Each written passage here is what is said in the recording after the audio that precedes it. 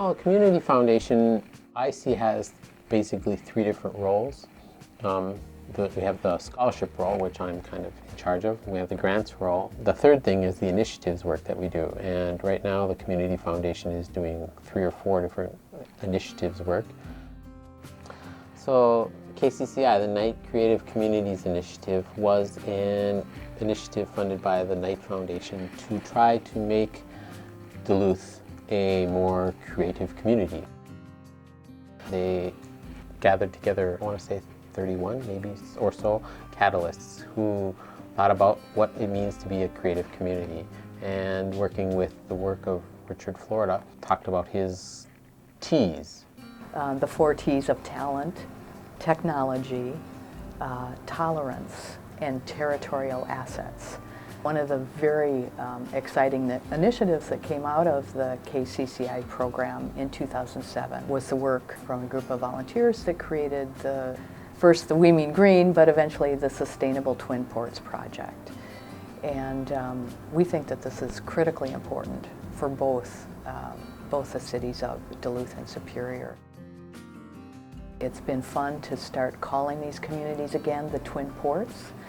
It's kind of a name that is resurfacing after a number of years of absence. There's a very important St. Louis River that is part of the Lake Superior watershed that is so important to both of these communities, and we really see the Twin Ports as really the hub of the metropolitan area, really in our entire service area, which is the 7 counties of northeastern Minnesota and 2 counties of northwestern Wisconsin. The scenic beauty of the Twin Ports, the Lake Superior, all those other things make for just a beautiful living environment. I left work 10 minutes later, I'm driving past a guy who's walking into the woods going hunting the other day. It was like, oh, I just left work and here we are. The trails and the parks and just the diversity in outdoor activities I absolutely love. I've lived here my entire life, so I really love the people that I do know and the friends that I've made. I think people up here are pretty eclectic and neat and creative. The Community Foundation has 5 program areas. Education, which is many of the scholarships that I do. Arts, so whether it be the ballet or the symphony or those type of musical organizations. Community development, human services, so that's working with the YMCA and other organizations to provide assistance to people in need.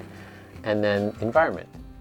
We're very much about walking the talk, and so if we're going to fund environmental issues, we feel that we should, be following suit and leading by example.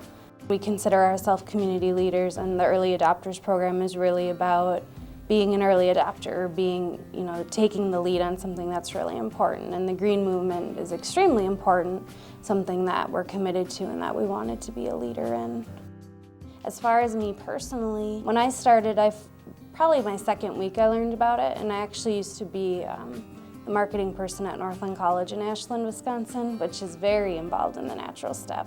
And I'm also a freelance writer, so I recently did a story about the natural step, and I spent 2 days with Dr. Robert when he was in Wisconsin. So it's something that I was personally really familiar with. It's something that we've practiced in my house, that I've done at former jobs. And so when the Community Foundation told me, yeah, we're participating in this thing called the Early Adopters and this natural step, I was immediately excited and said I'd love to be a part of it, just because from a marketing perspective, there's so much more we could be doing just to be greener that we're not. Well, the biggest sustainable issue within the office is recognition of what those issues potentially could be. People, I don't think, realize what they're using and what things they're doing that are unsustainable, or what we are doing and how we could possibly change it. And I think that's exactly what the Early Adopters is all about. Yeah, we leave our copy machine on all the day long. And yeah, we're using a lot of paper in this office. And yeah, the light bulbs we're using may not be the most efficient light bulbs in the world. But beyond that, there are other things that we're not even giving a thought to. And those are the things we want to look into. I'll be excited to see a year from now where we're at, just because I think we compared ourselves after meeting some of the other groups, saying, wow, we're really not doing much. But from my perspective, that's sort of the point. I mean, we recognized we're not doing a lot. We're doing something about it. And I think as a result, you know, our room for improvement's pretty big, and I think we'll get there, which is pretty exciting for everyone that's on our team, and especially for me. Obviously, I hope that we reduce our carbon footprint, just from an organizational standpoint.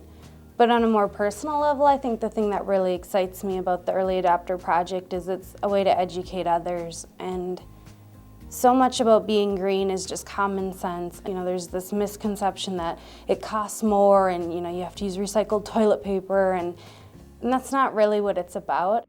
Overall, the goal of early adopters is to go through that process but then share it with other people. And so that's probably what I'm most excited about, is just, it's not so much business, environmentalist, two ends of the spectrum. Now you can intertwine the two and really make good business decisions that are also good on the environment.